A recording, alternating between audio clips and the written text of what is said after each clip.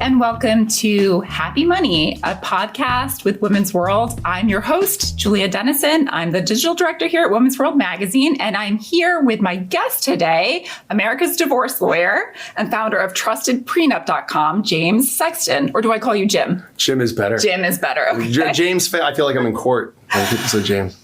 So it's interesting. Divorce is such an important topic when it comes to your finances. Yeah. And with so many people going through, more and more people are going through divorce after 50 than ever before. Yeah. So, and having gone through it myself, often we think of divorce as this negative thing, which it can be. Obviously, There's a lot of heartbreak. It's the end of a relationship, but it also can represent a new chapter and freedom in your finances. Yeah. So let's dig into it. When a couple who's been together for a long time, so say they're in their midlife or later in life, and they're looking at ending a marriage or ending a relationship, which is obviously not a fun thing to do. Sure. What are some of the biggest mistakes that you've seen people make when they approach divorce, especially in mid or later life? And then what are some things that people get right? Yeah, that's a great question. I think the things that people get wrong very commonly, I think most human problems stem from two things. We don't know what we want, and we don't know how to express it once we know what we want. And I think the most dangerous lies we tell are the lies we tell ourselves.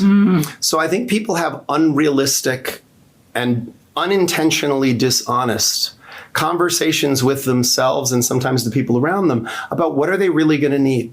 Like, what are they going to need in the next chapter? Because I think you're absolutely right. A divorce or an end of a relationship, it's the end of one chapter. It's the beginning of another.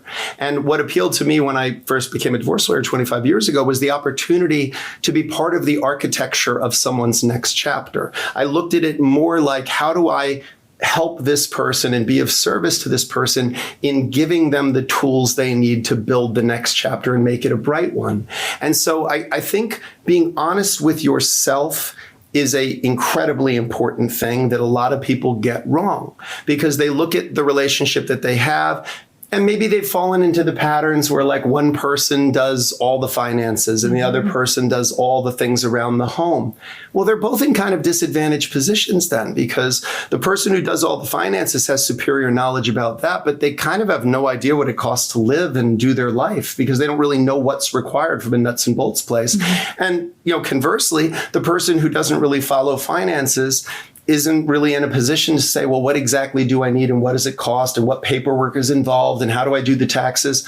So early on in a process, even ideally before there's the engagement of lawyers, there's professionals like, certified divorce financial planners. There are people like CFPs, financial planners themselves, that can give people a lot of insight into budgeting, looking at what are your finances now and what will it be after, because you can't cut something in half and have it be bigger than it was before. Like ideally, it's going to be half the size, but a lot of times you lose something in the cutting. Right. So it really is a good opportunity for people to learn new financial habits, whether they should have learned them before or not.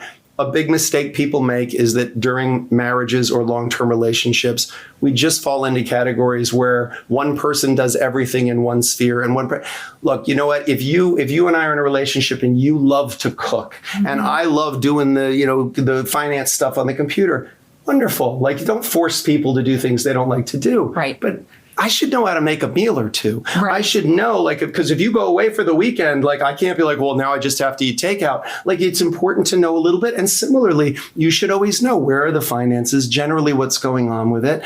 And that, by the way, can be in the relationship a great opportunity before things get rocky to talk about the spheres of what we do and the value we bring to each other. And it can also create for us post-divorce, post-separation, an ability to say, okay, in the next chapter, in my next relationship, I want to make sure I don't let that happen again. I'm divorced myself as well. And I always tell people, I never do anything perfectly the first time I do it. Right. So ideally, when a relationship ends, you learn something about what works for you and what doesn't work for you. And you can go into that next relationship honestly and saying, okay, I know what I'm going to look out for this time. I know what parts, I know where I screwed it up. I know that I didn't express myself the right ways, or I didn't, put out the little fires before they became big fires. So it really, I think that's something really positive people can take out of that experience and bring into the next relationship. What would you say in terms of finances in a relationship? Is it good to just pool your finances? finances, or would you say it's better to kind of keep your finances slightly independent? Are there any reasons to keep your accounts separate? Just thinking about people who are in happy relationships and aren't thinking about divorce necessarily, but these things happen. Yeah, so I think there's a couple answers to that question.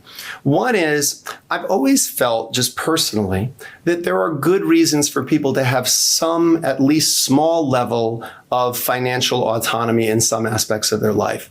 Because if we're in a relationship and I want to buy you a birthday present, I kind of don't need you seeing the credit card charge and what it is I paid for it, and maybe even seeing it that I bought it a few months before, not the day of. Yep. So I don't want you seeing that and go, hey, what did you spend all that money at this place for? And me having to go, that was for something else. So I think there's something good about having a little bit of privacy in all circumstances.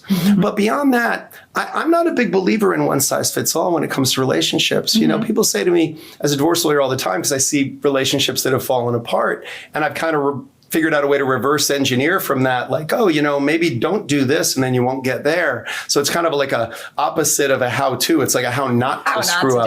Okay. And what I often tell people is that when it comes to money, people have this reluctance to have conversations about money, but people also think like, this rule works and this is what you should do. And the question really is, what works for you? Right. Because people say all the time, like, how much sex should we be having in our marriage? I'm like, you know what the answer is? Enough that you both are happy. Right. That's really it. Totally. And maybe another couple, the answer might be more or less than that. Right. But as long as the two people in that relationship are happy, that's kind of all that matters. If it doesn't matter what the neighbors are doing. Right. So I think it's the same thing about money. Like if both of you enjoy having conversations about money, or both of you don't find it painful to have those conversations, then I think you can divide that labor however you want. Right. But what I definitely think without question is everyone should know a little bit about things, whatever the dynamic it is that you choose. And I think you shouldn't try to force your partner to get engaged in things that they're not super interested in. So I think you have to find that kind of fragile, nuanced balance between those two things. And again, I'd rather, when it comes to like, information is like ammunition. I'd rather have it and not need it than need it and not have it. And there's lots of reasons why, other than potentially divorcing someday, that it's really responsible and important to, God forbid something happens to your partner. Right. I don't know where the accounts are. I don't know what we have and where it is. It's really important, just from a safety perspective, for both of you to be responsible and to say, hey, we need to have some basic information together. But whether or not you have joint accounts or don't have joint accounts, that's really a function of the individual relationship. For me, the biggest problem I see is sometimes people come into my office and I say to them, okay, like, what is the asset profile? And they go, I have no idea. I know I drive a really nice car. And I'm like, okay, do you own the car or do you lease the car? And they're like, I think we lease it, but I don't know. And then I kind of go, okay, because I don't know if that car is an asset or a liability then. So it really is important to have some basic understanding of your financials, because one of the unsexy reasons that people have really serious problems in marriage, and everyone's very caught up on like infidelity and things like that. But a lot of times, like financial strain, financial tensions, financial dishonesty, that's a really big marriage killer. It's very stressful. So let's play Happy Money, Would You Rather? Okay. And I know you're a prenup guy. Yeah. Would you rather, so if I'm divorced, if I were going to be getting married again, yes, would you say to me, would you rather have the most expensive, fanciest, sparkliest engagement ring or a really solid prenup? Without question, a really solid prenup. I mean, really? Yeah, look, first of all, I could make a pretty solid argument in 25 years of doing divorces that the bigger the engagement ring, the more expensive the divorce eventually. And I don't know how we would do a double blind study of that, but that feels legit. I sometimes feel like the more performative the marriage is, the more that it's, because, when you're just genuinely happy, I don't know about you, but like when I'm genuinely happy in a relationship, I kind of like my happy place is sitting on the couch watching something on a streaming service, eating some popcorn. Like if you see me in the gym, like being super disciplined, it's probably because my personal life's not killing it at that Red moment. flag. Like, yeah, because I'd rather sit there sort of putting on a couple extra pounds, enjoying some popcorn and watching something on a streaming service with my love, you know? So I think an engagement ring, listen, I love pretty jewelry like the next person. I like nice things. I think there's something very romantic, obviously, about, you know, making your partner smile with a gift like that.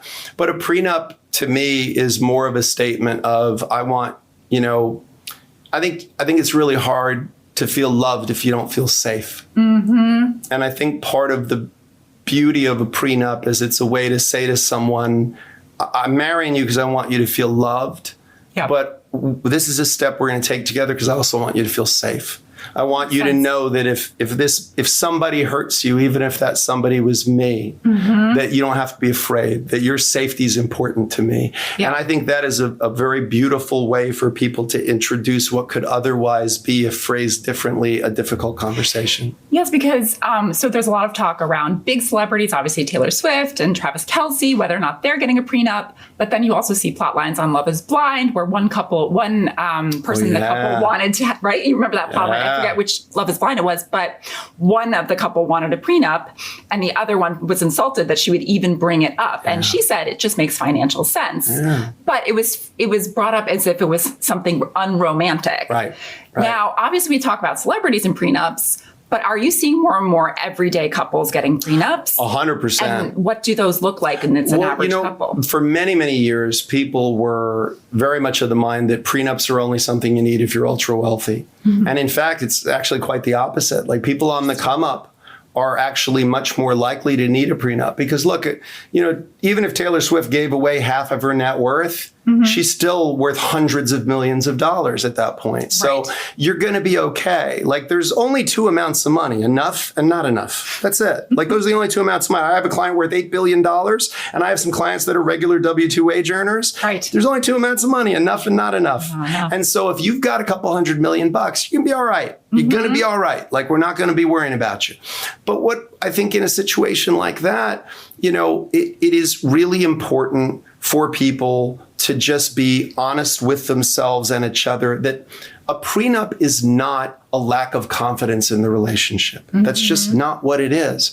So for people who, again, and I'm very pleased to see this as someone who's, I'm 53. So I'm very pleased to see that this younger generation, late 20s, early 30s, the prime years where people often have their first marriages, they have, like so many other things that generation has done, they have normalized prenups. You know, there was a time in New York City, if I said, you know, like, oh, my therapist says, people would be like, oh, he's got a therapist? Is he crazy? And now if I say, oh, you know, my therapist and I were talking about that, people are like, oh, what did your therapist say? Oh my God, I talked about that with my therapist. And it's no longer a weird thing. I love that. Prenups, I think the same thing's happening. I have young people, they don't really have assets. Maybe they have student loans and no assets, but they come in and they just say, hey, we just want to have a rule set. Because the main thing that we talk about when we talk about trustedprenup.com is every marriage has a prenup.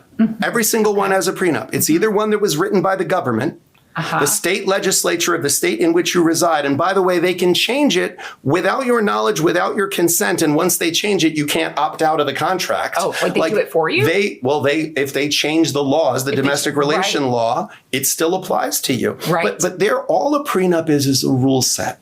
So are you that confident in not only the current, but all future governments that you would say, oh yeah, I'm going to let them write the rules of my relationship?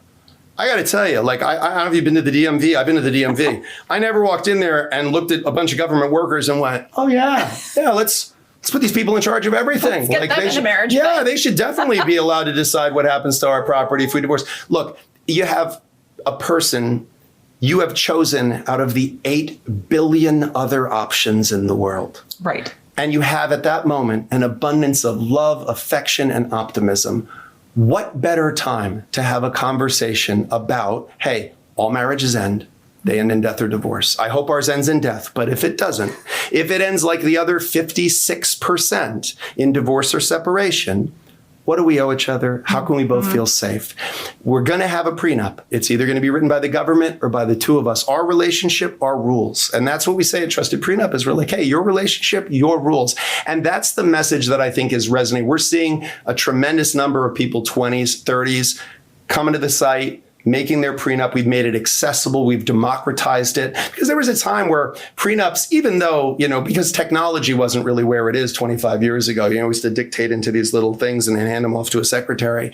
Now, with technology being where it is, we are able to provide clients at a very reasonable price point the same quality prenup that I used to charge $15,000, $20,000 to draft for multimillionaire clients. And it's as binding, it's as comprehensive, but we're leveraging AI and technology to really make this an easier, more democratized process. And I'm telling you, I think in 5 years, 10 years, there's not going to be any stigma around having prenups. Maybe people won't, post on their Instagram like, oh, we're signing the prenup like they do with, here's the cake and here's the dress. But I think it will already be something much more normalized. That emotion will be taken out of it. It'll just be a conversation. Or the right emotion will be loaded into it. Right. Which is, this is how responsible we are. This is how much we trust each other. This is how much we're willing to have challenging conversations, which bodes really well for their marriage. I will tell you, and statistically, there's no way to study this. For 25 years, I've been doing prenuptial agreements. So I've probably done, at this point, thousands of them. I think I've only twice done the divorce of a person who we did a prenup for. Okay. And the overwhelming majority of those people, I've still had some kind of tie to them, and I know they're still married. So I feel like there is something self-selecting about the kind of people that can have the conversation about, hey. Yeah. Because, one of the most important skills, as a person who is married and divorced, one of the most important skills is being able to have uncomfortable conversations. Right. Maybe even disappointing your partner a little so that you don't later disappoint them a ton or build resentment in yourself. So sometimes I think the people that are able to do the prenup conversation, it's a great test for how do I communicate a challenging thing? And can I do it in a way that expresses more love and doesn't bring out defensiveness in the person? Because it's all about framing. And also, to the extent that it is a little bit challenging of a conversation, like there's a lot of conversations we have to have that are challenging. Yeah. Like what do we do when it comes to mom and dad? Or, like, hey, we got to do our wills. Like who do we want to leave this to if God forbid we both passed away? Right. You need to be able to have those important. Yeah. So true. So I think the sooner you start working those muscles in a relationship, the stronger they get and the easier the rest of it gets. A lot of our listeners, and we're approaching midlife or in midlife. And I'm there solidly. Right. And so prenups were of that generation where it was not something that people did as much. So if you are looking at the end of your relationship and you don't have a prenup, what are some of the first things you should do? And I'm thinking, especially if maybe you're thinking about divorce and maybe you haven't even had that conversation with your partner yet. What are some of the things that you should do right away? Great question. I think the first thing people should do is start thinking about this stuff sooner rather than later. Maybe even consult with counsel sooner rather than later. I have a lot of people who come into my office very sheepishly and they say, look, I'm not sure I want to get divorced. I'm not sure I need to get divorced, but I just want to kind of learn my rights and potential obligations. And I say to them, this is the perfect time for you to be here because you should be making informed decisions. Look, you know what? You buy an apartment, you get a HUD-1, a lead paint disclosure, all these information about what you just signed. You get married, you didn't get a pamphlet. You just did the most legally significant thing you're ever going to do other than die. And no one explained it to you. The first time most people learn about what happened to them legally when they got married is when they're in my office getting divorced. And let me tell you something. The worst time to learn how to fight is when you're in a fight. Right. You have to learn it before. Right. So it really is one of those things that I tell people, like, there is no time that is too soon to have a conversation with a divorce lawyer. If I could wave a wand or pass legislation unilaterally, every person who's about to get married would have to have a 1-hour consultation with a divorce lawyer just to learn, hey, here's what's going to happen to your estate rights, your rights when it comes to ownership of property and title. Here's what spousal or child support obligations can potentially be, just so you go in making informed decisions. Right. Because I think sometimes when you provide people with information, then they can make thoughtful decisions. I have so many people who come in and say, well, I didn't come in sooner, even though we've been very unhappy, or I've been a victim of domestic violence, because I know that I'm going to have to do X, Y, and Z financially. And you go, that's not true. Like, where did you get that from? And they're like, oh, I did an internet search. And I'm like, yeah, that's not okay. Like it does not take that much to reach out, speak to counsel. It's totally confidential when you talk to a lawyer. Attorney-client privilege. You will never be disclosed to anyone. I have to take my client's secrets to my grave.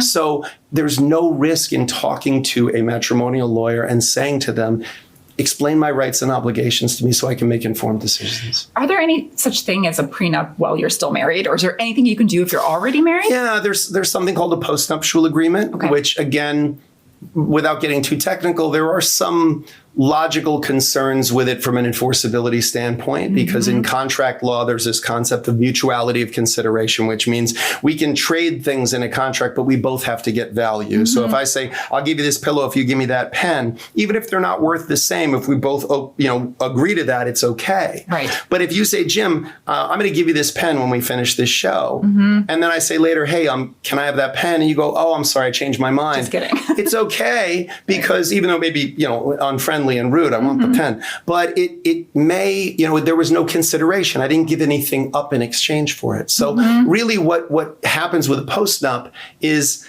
when you're not married and you have a prenup, it's, hey, we don't have to get married and we don't have to sign this contract. But if you sign the contract, then we can get married. That's mutuality of consideration. It's a binding contract. Right. We're already married. We'll stay married if you sign this piece of paper. That's not, some states have said that's not really mutuality of consideration, and therefore it doesn't stand up. So what could a person do if they've married and now it feels like, hey, maybe I should have had a prenup?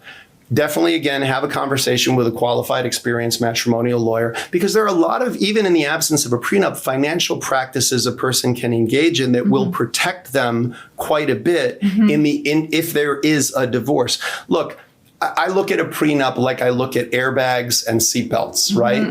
In a perfect world, you'd have functioning airbags, functioning seatbelts. And, again, I'm not planning on getting in a car accident, but I know that I'm not the only factor in that equation. Right. What you don't want is to think you have an airbag and you don't. Because again, I might drive a whole lot slower and safer if I knew, hey, my car's airbags don't work right now. Right. So it's the same thing. I think people, even if they're in a relationship, in a marriage, if there's any reason, education, information, it's better to have it and not need it than need it and not have it. Are there assets that people forget about? I know people think about their bank accounts, they think about their house, they think about maybe their cars, but is there anything that people don't think about when they're getting divorced that they should? Yeah, I mean, retirement assets is a big piece. Obviously, people kind of put that aside, including things like a pension, a defined benefit plan, which is really ultimately credits that you're putting into a system that you could eventually receive benefit for the rest of your life. Thinking about health insurance and the expense that is for people. A lot of people don't realize when they divorce, if they're on their spouse's health insurance, they'll help COBRA rights for a certain period of time under federal law. But then, I've had clients who are like, yeah, okay, I'm getting $2,000 a month in child support. My health insurance is going to be $1,500 a month. Right. So that's really challenging for people and planning for that and thinking about that. Assets really, all property acquired from the date of marriage to the date of filing for divorce is presumed to be marital property in the absence of a prenup that says otherwise.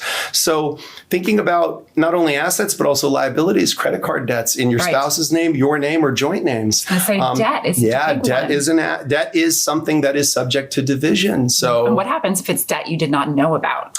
Again, there's an argument that can be made that it's what's called a wasteful dissipation of marital assets, but quite often you could be on the hook for that debt. Wow. And that's another reason why trust a prenup. What we talk to people about when I counsel clients about prenups, I always say to them, we want to include in here some provisions about what I would call yours, mine, and ours. And if it's an asset and it's in my name, or if it's a liability and it's in my name, it'll be my responsibility in the event that we split up. Right. And only if it's a liability in joint names will it be a joint liability. Right. In the absence of a prenup, you are one person in the eyes of the law. So if I buy you a Birkin bag for your birthday, I bought myself one half of a Birkin bag. And if you buy me a Rolex for my birthday, you bought yourself one half of a Rolex because you're one person in the eyes of the law. So a prenup is a tool for people to be able to define what categories it'll be. And again, it's not one size fits all. Some people do prenups that just say, here's what we're going to do about ownership of property or debts. Yeah. And some people do everything, spousal support, child support, what goes on with their pets, any number of things. So speaking of kids and pets, a lot of our listeners are in midlife, so their kids might be grown up or in college, or maybe 18 or older. Is there anything in terms of when you're getting divorced and you have older kids that you should bear in mind? Yeah, I mean, listen, I have older kids, 26 and 28, and they're still my kids. I imagine someday they'll be completely out of my pocket, but they're always your kids. You're always going to want to be able to give them as much as you can and be there for them in the ways that you can be there for them. So I think it's important to be honest with yourself about that. Also, definitely be thinking about estate rights. When you marry, if you die without a will or without a prenup that says something to the contrary, your spouse is automatically your beneficiary above your children. Right. So, you really want to be careful about that, because there are a lot of people that say, hey, my kids have been my kids for 30 years. My husband's been my husband for a month and a half. This is a second marriage or a third marriage. If I die without a will, I don't want everything I own to go to him. I want it to go to my kids, or something to him, but most of it to my kids. Right. Well, in the absence of a prenuptial agreement or careful estate planning. So definitely think about it from an estate perspective. And the other things, again, I think people tend to, when they're dating, they may not have as many conversations about money because we're weird in this culture about money. Yeah, it's like this weird thing we're not allowed to talk about. What is that about? We don't want to talk about salary. We don't want to talk about our finances. Yeah, I was never good at that. It's not sexy. I'm being right, but I'm very sort of like, let's talk about stuff. It's the only way we're going to know anything. And I'm not the strong silent type if you haven't figured it out. But I really do think that having conversations early in the relationship about, look, here's the ways I want to be there for my kids. I know my kids are both successful and one just got married himself, but I'd love to be able to give them a down payment on a house or an apartment. That's part of my parenting journey, is to give that to them, to not have them struggle the ways that maybe I struggled when I was their age. So I really want to set them up for success. But if I was getting married to someone and I hadn't had that conversation, I think it's fair for them to say, well, wait a minute, you're taking your bonus this year and you're giving it to the kid? That's not my kid. Can we save some of that together? So I think having proactive conversations is way better. And I think those are the kinds of topics that come up. Working those muscles, getting comfortable with those harder conversations, talking about finances earlier rather than later, and continuing to talk about them throughout the relationship. And, hopefully you don't get divorced, but if you do, feeling comfortable and having those tools in your pocket. So say the divorce has happened. Now, we were saying before about how divorce can also represent financial freedom for a lot of people, or a new chapter. I always say, having gotten divorced myself, it's easy to say when you hear friends getting divorced, oh, I'm so sorry, which you absolutely should be there for your friends. But you can also kind of say, congrats, you've gotten through a hard thing and you've come out the other side. So if you're talking to people who've come out the other side, what is some of the first things that they should do when they're out on their own financially to ensure that they have that robust future as a single person? Yeah. So I think, every chapter in life, different things become important in different ways. And just like when you work with an investment person, they're going to say to you the risk level that you can tolerate when you're in your 20s and 30s, because you have so much time. You have this gift of time, our only non-renewable resource, And so you have this ability to go, okay, make certain decisions, because if the market goes up or down, no big deal. Whereas 50s, 60s, 70s, you might not want to tolerate those kinds of market fluctuations. So maybe you're going to make moves. Well, it's really kind of the same thing from a legal standpoint.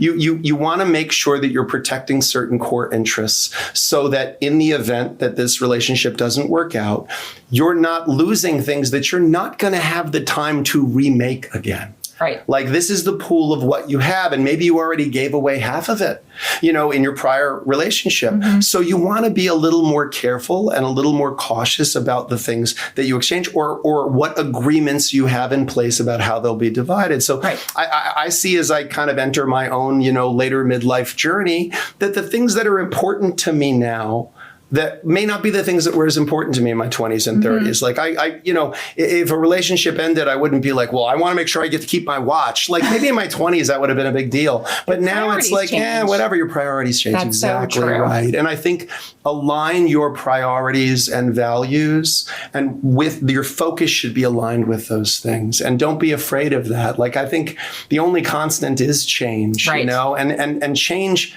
is important, but transitions are hard. Right. And divorce is a transition, and remarriage is a transition. And the biggest gift you can give to yourself is to be honest with yourself, and then figure out a way to be candid with your partner about the things that are important to you. Because the truth is, like, I'd rather be, loved for an honest version of who I am than loved for like a presentation or a persona that doesn't ever talk about difficult things. Like, part of the beauty of love, romantic love, is the feeling, the word intimacy, people associate it with sex, but the definition of it is the ability to be completely yourself with another person. And so I think that's what these conversations should be about, is how can I be completely myself? How can I share with you, here's what I'm scared of. Here's the things in the past that were hard for me. Here's the things when I think about the future, I want it to look like. Right. And I think that's a conversation worth having. All right, Jim. So real quick, if someone says to you they're getting divorced in midlife, what is one thing you would say to them? Get a lawyer. Don't try to do it yourself. Don't Google it. Don't Google it. Don't use ChatGPT. I love those technologies, but they are not a substitute for good qualified counsel. And be gentle with yourself. I think it's a real tough transition. It can be a hard process, but the only way out is through. That's wonderful. Thank you, Jim, for coming on Happy Money. Thanks for having me. Where can people find you? You can find me. You can find her at trustedprenup.com and trustedpetnup.com. You can find me on Instagram at NYC Divorce Lawyer, and you can find me at sextonshow.com. Any of those. Just Google me. You'll find me all over the place. But mostly you'll find me in a courtroom downtown Manhattan. Well, thank you for listening to Happy Money. I've been Julia Dennison, your host. And remember, the best investment is the investment you make in yourself.